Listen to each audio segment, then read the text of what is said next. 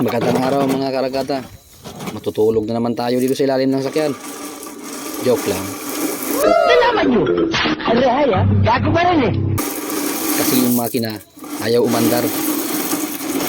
Kinapana namin lahat ng fuel line.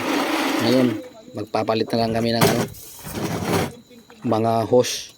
Mga flexible hose.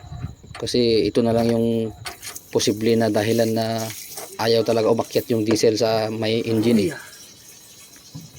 Baka may singaw.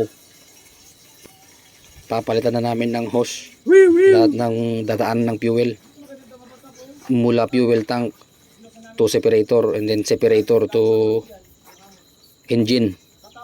So medyo mabigat-bigat na trabaho na naman ito. Okay lang yan, trabaho lang. Mamaya magmimerienda na naman tayo. Ito na yung sinasabi ko, huwag yung pabayaan yung sarili nyo.